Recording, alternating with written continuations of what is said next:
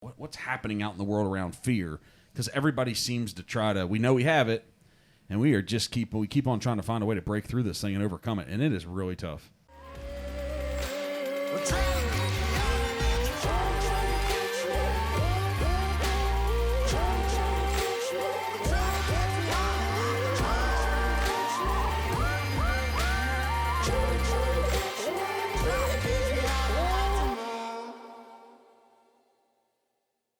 I am an overachieving underachiever. That's what I've done with my life. All right, so we have four fantastic people in this room and one person that just likes hanging out with them. And I'll let you guys figure out what the dynamic of the five are. So we got Mike Boyd as a producer behind the scenes. I'll take that one. Of course you will, but we both like self-deprecating. So Mike Boyd's crushing stuff, building his huge real estate career, doing all these things for me, helping. Mike Boyd! Look at that. We took his mic away because we have a fourth seat today, right? So he's laughing in the background, but he's great, all things behind the scenes. We have Annie Venerable, hashtag Agent Annie. Hello. On Instagram. That's right. Has a great real estate career, represents a ton of clients in the Cincinnati area, but also helps us with the real estate company with Pivot with our content as we've had that evolve over the past really 3 to 4 months. And we're going to challenge ourselves to get better all the time. So Annie's here. Then we have Mikel, who is Berman Media. Mm-hmm. And is it Berman Media? Like, help you? What is it? PD stands for Palm Desert. Everyone thinks it means like police department, but really it was just because the actual Berman Media, when I went to incorporate my name, was already taken. Yeah. Berman Media, like just Berman Media by itself. So I had to add PD because they made me, and I lived in Palm Desert at the time. Okay. So that's where the PD came from. Listen, sounds like there's a whole thing you could do around PD. Yeah. So she's here, and then we have Coach Kyle Draper. Used to be content compounding, then it was top of mind marketing, and now it is what? What? You changed your podcast name the other day. I retired. Social media mindset. Social media mindset. I'm just retired. You need to be retired with that attitude. All right, so here we go. I'm going live. You guys are Kyle and Michelle both came into town to give us their love to Cincinnati and Northern Kentucky yesterday. Kyle's going to be going back to Dallas later. Michelle's going to be going back to Phoenix, but we have them for a little while longer. So we just want to sit down and talk about a few things that continue to be subjects and objections and challenges that we need to help people overcome, including ourselves. Right. So the first one being this concept of fear. And so, Mikel. Yes, sir. Fear. All the things and all the coaching that you do and helping professionals overcome fear. What are a lot of the things you've dealt with like recently? What's happening out in the world around fear? Because everybody seems to try to. We know we have it, and we keep on trying to find a way to break through this thing and overcome it, and it is really tough. Yeah, I mean, I think there's so many levels to like what fear is and what fear feels like to the individual based off of where they're at in their life. For me, I have a word of my 2021 being scale, right? And anyone who's part of my sphere knows that scaling is where we're at. But there's so much fear involved in scaling. Annie and I were talking about this earlier, like hiring people, that's so hard, right? And it's scary to rip the Band-Aid off and do those things. Now, fear can also mean I'm afraid to go to an event. I'm also pregnant, right? So there's this fear around going to an event based off of the state of the world or what we're thought or told is going on in our world. There's also fear in growth, right? When you're growing, what does that mean? You have to learn from failure, which I know we'll probably talk about. You have to learn from failure and not be afraid to do the things that don't feel good to get better. But there's fear involved in every part of our life, right? I'm scared to death about being a mom in 4 months. I don't know how to do that. So I think super easy. I'll teach you. I just think like fear is depending on where you're at. I think you could look at fear in so many different ways, but I think ultimately fear should be a positive thing if you look at it that way, because there's so much good that can come out of being afraid of something. Okay, that's a mindset that you've evolved and developed. So if you have some of that, you can jump in. But so you say that's a good thing. I do. Listen, you do, but there's so many people that just their mind isn't there yet. They think fear is true fear.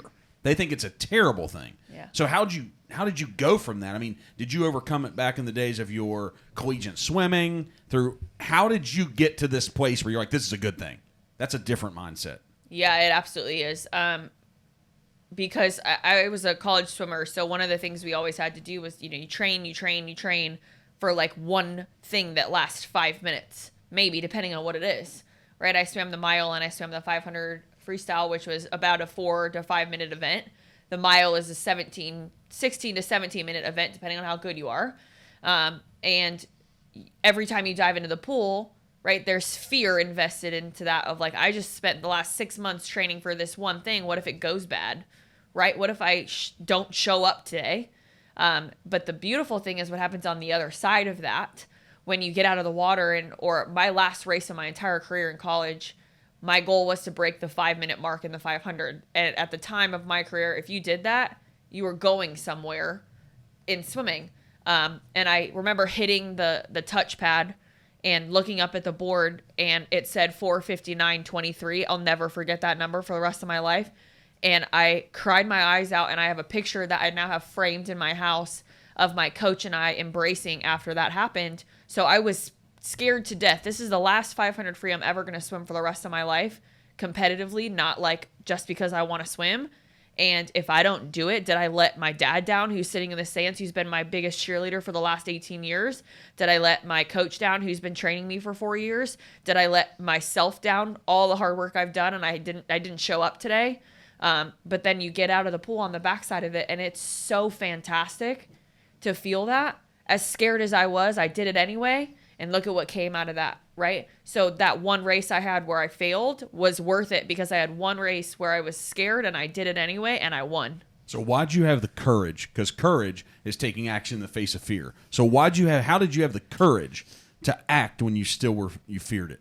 Because I knew that if I ever want to go anywhere in my life, whether it's in swimming, whether it's in finding the person I wanted to marry, whether it's building a business, that if I didn't try, I'll never know if I could or couldn't have. Like, if I failed, at least I can say I tried. But there are so many people that go through their life saying, I'm not even going to try because I'm afraid of what people will think if I don't do it. So what's the engine or the spark that ignites that willingness to find that courage, right? Because that's what we're trying to get at the heart of this entire entrepreneurship, this whole success thing, whatever you're doing. Like, taking action in the face of all this, because it's not that Kyle didn't face any less fear. Annie didn't face any less fear. I didn't. Mike Boyd producing here.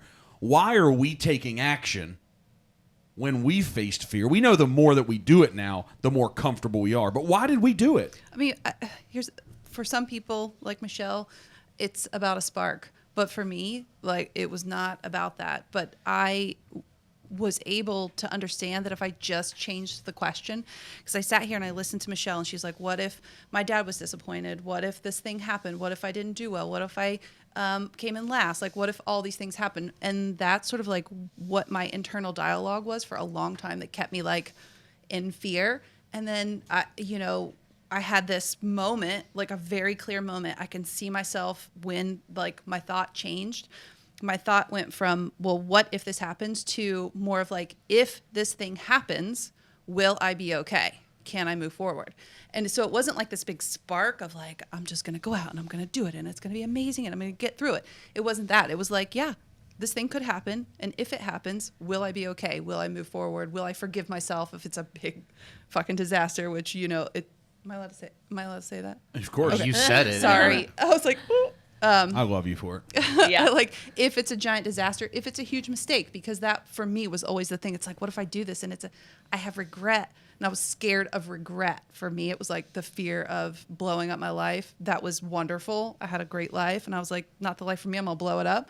Like, what if it's a big disaster? And that kept me paralyzed for a long time until that question changed. And once the question became, if it is a disaster, will I be okay? And the answer to that is always yes. The answer to that is always yes. Yes, I'll be okay. We just have to convince people of that. I think that's, I wish I want that recording, Mike, so I can make a clip out of it, because that was so good. Because she's so right. Like, if I looked at that day, right, that last 500 free of my life, if I would have looked at that day as a question mark of, if I didn't break 5 minutes, would I be okay today? Would I be validated in the fact that for the last 18 years, I did everything I possibly could have to be as good as I could have been that day? I think I would have been a lot less stressed out all the time, right? I think I would have been a lot less hard on myself for all the other mistakes. or all the other bad days. So changing the question, like, I think so good, so incredibly powerful. If you look at something as, if I did this, what's the consequence? What's the worst thing that could happen to me today if I do this and that happens? Will I be okay? Am I Yes. dying today because of that? It's like, will Probably I be okay not. if this thing happens? Yes, absolutely. You want to touch on this about this live video thing? We're trying to get all your coaching clients and what we're trying to do for our agents. Like, if we take that approach and that question about having this fear of making video for real estate agents to move forward their career and connect with their clients, what's the worst outcome if your video completely fails? You delete the damn thing, and 10 or 15 people saw it. I mean, it's incredible to me that there's no bad outcome if you make a stupid video. I agree. I make stupid videos. Sometimes those are the videos that go, I hate to use the word viral, but local viral, right? Friend group viral are the ones that in our minds we go, oh, that's not professional. Oh, that's not what I want it to be. But that's what our friends want. Is like, I want to watch Annie squirm on video and be uncomfortable. Like, that's what people cry want over my dead dog accidentally. Guys, I watched a live video of a person in Oklahoma the other day. She was crying on video, which is fine. I've cried in several videos.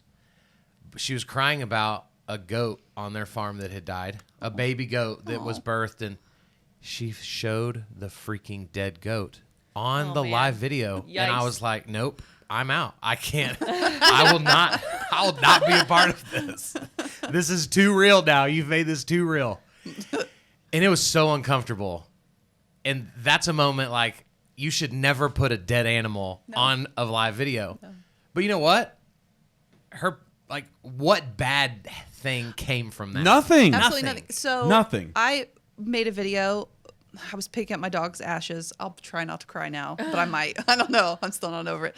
And I wanted to thank Park Hills Animal Hospital because they are angels from heaven. Angels from heaven, these people are. And I just lost it. Totally lost it. And I got so many messages like, oh my gosh, I'm so sorry. And then messages followed up like, I'm going through the same thing. Can we talk?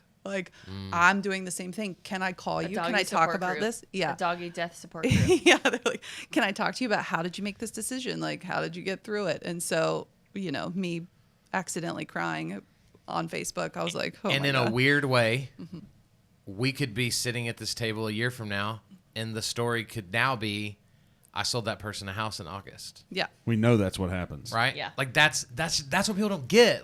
If you'll just see where people go wrong, first is if they just don't do video at all. But then where they go wrong is if they only use video for real estate. But if people would understand that just by living out our lives a little bit more publicly, we're drawing the attention of people. And then that attention is going to result in, oh my gosh, I almost forgot Annie was a realtor. And now you're showing him houses. And it's not because 3 days ago you called him and went, hey, just was checking in. Are y'all ready to buy or sell? Or you sent him an email. Yeah. Right. That's the power of me. So what would you tell people, Kyle, that are like, I don't want to get that personal, or I don't want to let people into my life because I want to be private, right? How many people do we know that are like, I'm not an open book. I'm more of a private person. Well, pick your private. Yeah. Right? Like Gary Vee. Yep. I have never seen his wife. I've never seen his kids. Mm-hmm. I don't even know their names. He talks about it intentionally. You have to Google it to find them. And if you look the story up, right, when he started this whole endeavor, 13 years ago, his wife just said, I will never be a part of that. And he probably in that moment was like, honey, you're handcuffing me. Hello. How can I talk about being married, but no one's ever seen you? But it is what it is, right? My wife is pretty private. She doesn't like coming on video with me, And it is what it is. So, pick the parts of your life that you want to keep private. Mm-hmm. But he still records all of his days. Right. He still records 12 hours in his day. That's pretty open. It's crazy how we all think we know him, but we know nothing about him. But we really don't. Mm-hmm. Yeah. Why? Because he's just there all the time. If we hang out every day in the coffee shop together, and we never talk about more than stocks and the news and our dogs, we'll feel like we really know each other without ever knowing each other. It's true. So we talked about the fear thing. The failure comes right after. There's a couple topics we want to hit. So failure, when you actually do fail, because we do every day, but when you legitimately fail and you feel the failure and it feels terrible and you're crying and you're emotionally upset and the day was a disaster, what the hell do you do with that? I mean, you just got to let it ride. Like those types of emotions, I refuse to just like push down or push away. Like I got to sort of like ride through it a little bit. I gotta think you gotta feel the feels, man, because the feeling of feeling that failure makes you want to not do it again. It makes you want to do whatever you can do the second time around to not do it. I have failed. Kyle said it earlier. I've said it 5 times, but I failed last week. I felt like I failed. And instead of sitting there and saying, you know what, I'm not going to cry because I'm in front of these 2 guys, I'm going to cry because that's me, guys. Like, I am a crier. I'm also pregnant, so I'm like real emotional, right? But I'm like, I'm going to cry and I'm going to feel the feeling because on the other side of that, I'm going to get better. But if I didn't feel it, and like you said, like if I just push it down, where's the growth in that? I think most people beat themselves up so much for what they didn't do today that they've set themselves up to also not do it tomorrow. Right? Imagine if days didn't exist. Like how much harder our lives would be, because there would never be a natural reset. It could just be perpetual failure, hours after hours. Like I think the power of a day is I get to go, you know what? Today sucked.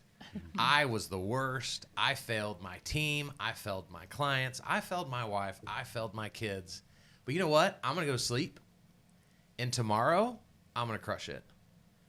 That's the beauty of a day, right? Is we get that natural reset every 24 hours. Most people, though, they just beat themselves up so bad that they wake up the next day as a lesser version of themselves. And that's why they never achieve anything. And so we've got to figure out how to overcome that. I mean, there's something super freeing, though, about just, like, owning it. Just being like, you know what? I hate myself today, and I suck. And I did this thing, and I caused stress in someone else's life. Like, especially in real estate, man, when you, like, screw something up, it is the worst. It's the worst because it directly affects someone else's life directly and their goals. And you just feel horrible. But I'm like, you know what? I should feel horrible. I'm just going to feel horrible about it. I'm just going to feel horrible about it because I should. That's what I deserve for like not getting it right. And, but you just can't stay there. Right. Right? I think it's great to go, you know what? You want to be a big baby about where you messed up? Awesome. Yeah. Be a baby today. Yeah. But tomorrow, put your big boy pants on, put your big girl pants on. Yeah. And start over and go do it. I think the problem is, I was trying to look up, I said it on a podcast the other day, and the guy that was on there was like, dude, that was so good. You better write it down. And I wrote it down, but I can't find it. But I said something like, you have to care more about serving others than you care about looking stupid. Mm-hmm. And if you do, you'll overcome looking stupid. But if I care more about looking cool than helping you, then I'm always going to protect myself from never having the chance to look cool. And you know what's dumb about this? How many people of us really think in our inner thoughts that we look good? I don't know. Like, I'll tell you, from a guys, Maybe really pretty people do. I'm just gonna don't. I think the really pretty people sometimes are the Mike ones does. that are the have an most issue too, secure, right? Yeah. And so here's what, this is what people that have really big insecurities don't know, is that even the people that aren't insecure, like, we know we don't look amazing, but we're just not insecure about it. Like, that's the thing. Like, we've come to terms with this piece of this thing of, I'm taking action in spite of all this stuff that you're worried about. Look the same. You may even look better than me. You may be more put together than me, but guess what? We get to a point where it's like, I don't care. Yeah. Because if I care, it's going to cause me not to take action. Right. And what you see sometimes happening is like that we go into this, like, we want to go into this blame mentality of like, who else screwed up? So it's not just my fault. Like, where can I shift this blame? So yeah, try not to do that, but it It's can be tough. super hard. So I think the answer to this fear thing, we have one more subject, but the fear and the failure, I always come back to this piece when I'm trying to talk to our agents or we're having a conversation or yesterday on stage. It's essential that you take action in spite of all these things. The initial action in starting something is the piece that you start to deal with the fear and the failure. Because when you just take action and do it, it starts to work itself out. And you gain more confidence in doing it. And don't you learn more in taking action and figuring out what you don't like about what you did on the back end? 100%. But that's the only way you address these things. Yeah. And I think you have to find a way to make yourself do it in spite of. So, hey, the third one, the subject is Annie wanted to throw out this. She's like, well, we got to have fun. If we're going to talk about failing and things are scary, we got to have fun. Maybe fun is what gets some people through. So, Annie, why do we have to have fun? Because you call me the fun police sometimes. I don't call you the fun police. Somebody did. We call Saul the fun police. Oh, Saul Wilburn, the amazing I sales should have tagged manager. him in my Facebook Live. Oh, he just got called the fun police. He was trying to kill the fun at dinner last night, Was that fun? dude. That oh my was the gosh. best dinner I've ever been to in my life. I don't want to Kyle talk about was- it because I'm pretty no, salty. Kyle was semi-uncomfortable. No, What you were I, like? I you was like, just over the day at that point. Yeah. He was just At tired. 10:45. Like, I was just like, Yeah. I was just so tired. I was like, I'm just done with people. What did you Like, think- Just take me back to my hotel room. we don't need to talk about exactly what happened, but what was your thought when that went down the first I'm thing? like, this could escalate real quick, but Ooh. it doesn't. It was the dynamic in the room, It and then what? bordered on the line of like this is funny until it's about to not be. Uh-oh. My Right, like- thoughts are it must involve JJ and Nick Foltz. That's hilarious. Yeah. Right, like, so I'm assuming a lot of the people at the table saw it coming, but knew. for me, I was like, You know the only and- person that didn't know? You know the only one that didn't know? Nick. That makes it better. He's the only one that didn't know that See- that would, because he's so sincere in that moment. and Annie, here was the problem. You guys have to tell me since I was Yeah. invited without being invited. well, because we can edit all this out, right? It's not being edited. We're talking about it. So anything you say, they're going to hear. Well, and let's the hear it. clients are Actually going to hear. tag So- Nick Spill in it. the tea, I don't please. like. We don't know. We know nothing, right? We're just at dinner, and it's a freaking long table because there's 16 of us there, and so we're on kind of the other side from where the JJ is at the very other end with Mark, and Nick walks down to start talking to him, and JJ just looks at him, and he has these like kind of like what Nick print is was that? wearing Reading glasses. glasses? What that print he's- is that? The print on the jacket? No, his like they were like foofy like Yep. And we've fashionable never look. seen him wear them before yesterday. Who? and- JJ or No, No, the Nick. glasses that Nick had on. Oh, okay. He And hadn't so had those. he starts talking, and JJ just stops him and goes, "You can't talk to me with those glasses on." And the minute he says it, he loses his mind. Like he is suffocating himself. Brett at He's one point laughing. was like, "Does anyone have a portable defibrillator?" Because He is just Mark's out of gonna control. pass out. He is out. He's literally bumping in his chair, laughing so hard. And again, like he explained the dynamic of that to us in the car after, and I was like, oh, it all makes sense. Because but- I knew what was about to happen. But then they just went in on each other. really, Nick And then went I'm on sitting to- near, Mike's next to me, and then Saul's next to Mike. And Saul just is like, this is going to get out of control. This is going to get, like, he's not police. Fun amused. police. He's Fun not police. amused at all. Yeah. And he's like, this is gonna get bad. This is gonna, and it was hilarious. I mean, until it listen, wasn't. I've heard Nick go off before, and Nick will slice and dice Oh, he a was. person. And He's it- so quick, too. Like the He told And JJ he got a haircut at Fantastic Sam's, and he accused him of eating niblets at Applebee's. yes, yes. Like he's so witty and quick. Like he will slice you up, and you don't even know that you've been served on a plate. Like it's so And funny. Well, because at one point JJ was like, "Y'all better tell your boy to get back to that side of the table before he gets nut slapped." Yep, he said that.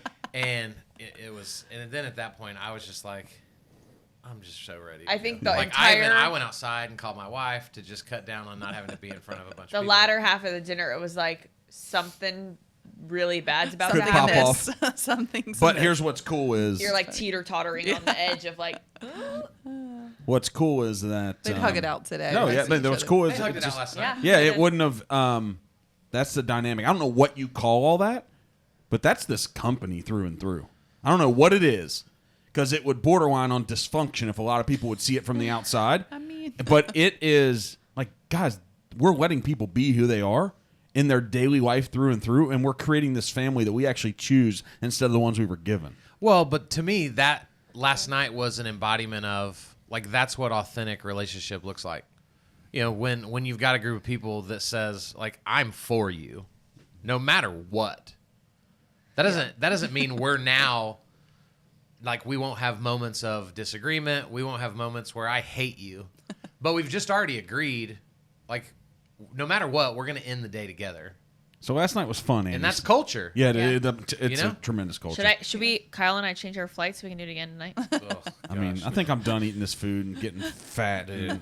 I can't eat anymore. I'm exhausted. I'm the last few super days are tired, exhausted. yeah. Yeah. I have so many ounces of steak inside of my body. No, you don't. We're not going to get us back. It No, is. you don't. How? Google that. And- How long does it take to process steak? Well, Like we're not 48 hours. for Kyle Draper, it's 3. Perfect All right, timing so, for the plane. So 3 hours. Annie, I've already pooped 3 times since we've been on this podcast. I mean, so let's talk about what you did in my car too. So anyway, hey Annie, fun. Why do we have to make this fun? How can fear and failure be fun? I mean, maybe, oh gosh, like, does the work have to be fun? I mean, you have to have some fun in your life. If it can't, I mean, I feel very lucky to do what I do because it is really fun. I mean, I get to meet people who I never would have met before. Like, how amazing is that? And it is fun, but it's really hard work. That's why I call it like the absolute worst, best thing, this job. It's the I still absolute worst, understand best that. thing I'll let her say it. I still don't understand it. because it's the absolute worst, Well, best thing. the beauty of fun is it's subjective, right? What's fun to you is not necessarily fun to her, and So you have to find your you know, fun. I mean, is that it? I think. I mean, what I think's fun about what we do is if you look at life like a puzzle, and if you look at becoming more efficient in your job, growing a company, you know, creating a culture, I get excited when I'm like, yes, I just unlocked something that I was struggling with. I figured it out. It's fun. Right? Like, that's fun to me. But most people aren't willing to fight through the struggle to get to the fun. And that's why, you know, when we talk about fun inside of the struggle, people are like, what? You're freaking crazy. It's Yeah. exactly why the 4 of us with Mike Boyd behind the production. It's exactly why we're sitting here. I think there's the fun can also be, did I like expand what I am today, right? Because you have like one of my favorite things is having conversations with somebody that pushes back and makes you think bigger about whatever you just said. To me, that's fun. I don't know why. It's a Like, competitive thing that some of but- us share. like that's fun to me because I look at it and I'm like, I don't agree with you, or you know what, I do agree with you, and why, right? And then we get to have this conversation that To grow instead of disagree. who knows where that conversation's going to go. Like it could go in 17 different directions, but to me, I would define that as fun because you got better today, I got better today, we all got better today. So what's your guys, you two specifically, do you have something to add to that? or Yeah. not? Well, I was just going to say, I think most people are one of two things. You like to learn or you like being right. Fixed and growth. Right? Like we like to learn. It's essential. I don't need to win. I grow to win. You know, I want to win. I know that for me to win, I have to grow more every day. Yeah. Like I know that. And to win, you have to lose. Yeah, 100%. You know? Like, I mean, everybody knows the story's so cliche, but the thing that turned Michael Jordan into Michael Jordan was not making the team in 9th grade. Who's to say that if he makes that team, he never even makes it to the NBA? And there's a strong chance that's the case. You know? That if he would have made it, he would not have made it to the NBA. 100%. Something about that spark in him that fired him to have the extreme work ethic that he had that no one else had. Yep. And it combined talent and all this, but it was that thing. And if he would have made the team, would he have had that spark? You don't know. It would have taken another event, and it may not have happened. Right. Right? If he doesn't go to UNC, then if he doesn't hit that shot for the championship, like all these things, and It's a also, domino effect. Yeah, 100% it is, and our whole lives are. Man, we could go on with this forever. You have a book behind you, Mark, called The Compound Effect. I think it's that concept, right? It's like one thing builds on the next that builds on the next, where all of a sudden you sit there 7 years later and you're like, how the heck did I get to this position? But now the fun part is what are the next 7 years going to look like? Same thing, just bigger. the compounding things were really small in the beginning, and now they're really big, compounding to enormous things. But really, it's the same actions every day. Your mindset just evolves and changes. But it's the micro moments. That you just brought up a point that I feel like I need to be better about talking about more openly is, and Kyle says this because our friend Chelsea Pite said it, but there's magic in the mundane, right? But if you look at it as these micro moments, it's a combination of every single day doing the same thing that feels monotonous over and over and over again until it doesn't, right? Not because it's a catastrophic life-changing event, good or bad, but because you're doing the same thing over and over and over again. And then 2-3 years later, you're like, oh my God, I did that every single day for 2-3 years. And I didn't even think about it when I was doing it. But now look at it. It's like 100%. that book, The Slight Edge. That's like my favorite book ever written. I love that book so much. What is it? That's So- what it's about. Yeah. It's just about just doing these like little things that other people don't want to do. Like if you're in college and you have an 8 a.m. class, it's like a lot of people are going to skip that class. Just get up, go to the class. Like slight And edge. in the moment, it's like nothing, right? In Right. the moment, that's like whatever. It's one decision. One decision becomes Exactly. 2 decisions, becomes 3 decisions. Well, it opens up opportunities, Yeah. right? It prepares you better for the next class. It prepares you better for like doing that test better, and then that test may connect you with the professor better, and like you Well- may be the teacher's pet, and then it may create a co-op opportunity. I would go right? a different way with that. I would Yep. say making the decision to go to the 8 a.m. class. And I'm going to write a book about this at some point, and I'm glad I'm saying that live right now so I can keep myself many people accountable do, yeah. about it. But I'm going to write a book about the fact that mentality, I'm going to go to that 8 a.m. class because everyone else is probably going to skip it because they stayed out too late last night, turns into the decisions that I am now making as a business owner, right? Because I swam in college and I partied my booty off with everybody else on Saturday nights, but on Monday through Friday and on Sunday night, you wouldn't find me anywhere other than in my dorm room going to bed because I had to get up at 5 o'clock the next morning to do it again. And so those decisions, people ask me, how are you successful in business? And I'm like, I'm not any different than anybody else. But in those decisions, I made the same one over and over and over again, not knowing what it was going to turn into, but knowing that in that moment, other people weren't going to do it, so I'm going to do it.